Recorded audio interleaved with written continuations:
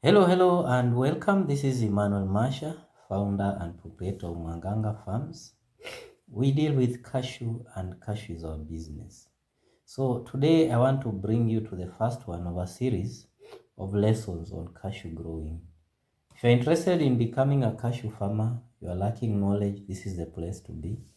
And I'll be releasing a number of lessons to assist anyone who listens to be able to do their own farms successfully.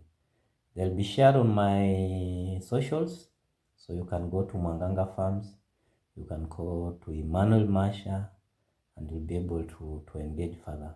I'm just giving the briefs so that we can engage later for clarifications and detailed. So welcome once again, the cashew farmer. Well, the first lesson is about to enlighten people. What does it take to be a successful cashew farmer? Basically, what do you need to do to successfully grow cashew nut? And there are about 10 issues which I listed, but for this particular video, I'll just mention about 5, and then we'll go to part 2 of lesson 1, where I'll list the other 5, and then we can engage from there.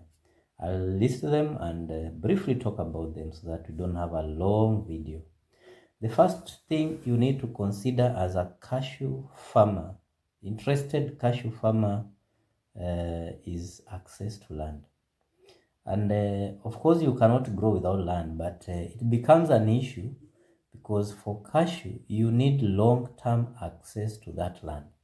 You don't want to invest in cashew production today, grow your cashew, and then 5, 6 years down the line, you cannot use that land. Maybe the owner has taken it away.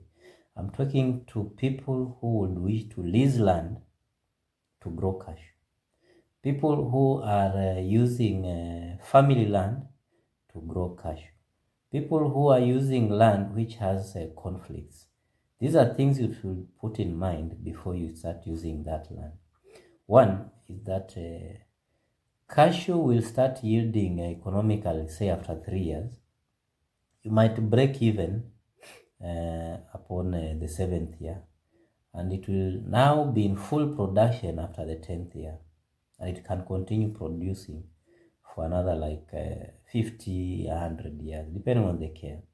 Now, you don't want to find yourself in a situation where you have invested your resources, you are just about to earn seriously, because the first few years production is low, but input is still a lot. But after 5, 6, 7 years, it is maintenance costs, and then you are using leased land, and you have like 2, 3 more years of the lease period, and then the owner wants to take back the land, you'll have lost.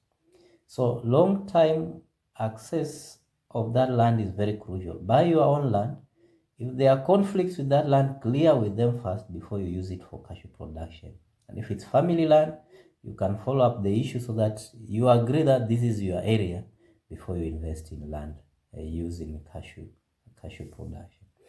The next thing related to cashew farming is know the climate and the soil that cashew needs to do well.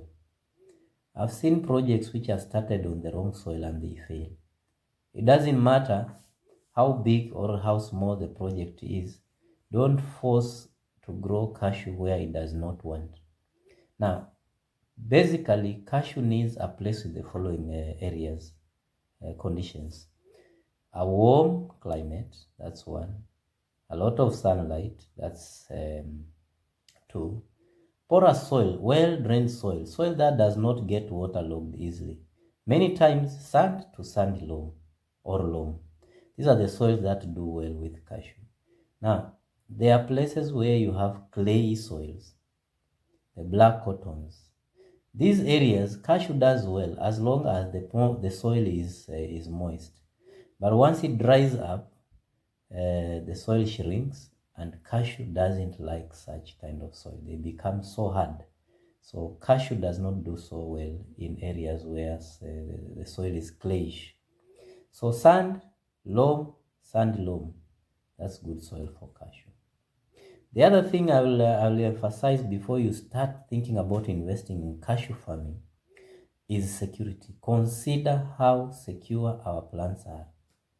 Don't start growing a farm and tomorrow we are hustling, trying to prevent cows, camels, goats, and other livestock from interfering. Also, you don't want to have your project be disturbed by intruders, people who crisscross the land anyhow. You want the place to be secured, all your trees to be safe, and such things. So before you start farming in cashew, I am telling you this from experience, have the land well secured. Have a fence, a chain link fence if you can, a barbed wire fence well done, or even a hedge, but ensure that there is limited disturbance from outsiders. Once you put a seedling, you are safe that your seedling will prosper. The other thing related to security is having a person on ground. There are so many things you may not see when you see photos or selfie here and there. There's a lot that goes into monitoring the seedlings, monitoring trees, scouting for pests and the rest.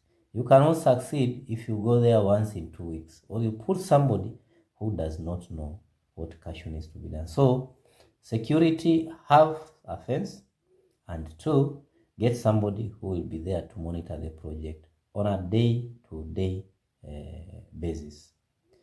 The other thing which is very critical component is have the basic knowledge about cashew as a tree. How does it grow? What are the challenges that you might want to know beforehand and prepare? Basics. It's very important you know what you are growing. If you don't and you are new, visit around. People come to farms like Mwanganga farm, they see how cashew is doing, they ask all the questions they want to ask, they are answered. So you get into something, you at least know the key things so that you don't get disappointed to see something midway which you cannot maneuver through. So the last one I will talk today, the fifth one, is of course, know a little bit about the challenges you are likely to encounter. For example, Mwanganga area is a dry area. So drought comes from time to time. It's good now to know these things will be there. Seedlings will die so that you take management decisions in time. So when you come to Mwanganga farm, right now, we are doing a water pan just to support young seedlings to ensure that they fight through drought situations. After 1 year, at least the tree can stand on its own and fight some level of drought. But before 1 year, that seedling can easily be lost. And this is from experience. Know the challenges you are likely to get. Know the pests you are likely to manage. Know the seasonality of cashew harvest so that you don't get into something only to be surprised that, okay, I thought cashew was this way, but it is not. No, try and do your research in Mapema so that you assist yourself to minimize shocks as the project goes. So I will just end today. I'll end there today. That is just a brief of lesson 1. I'll have another piece in the next few days. I will post all this online, and I will urge whoever is interested to engage further and ask more questions to follow me on my Facebook. My Facebook page is Emmanuel Masha, and on my Facebook profile, personal profile, is Emmanuel Masha, and my farm page is called Mwanganga Farms. So you can follow me through those.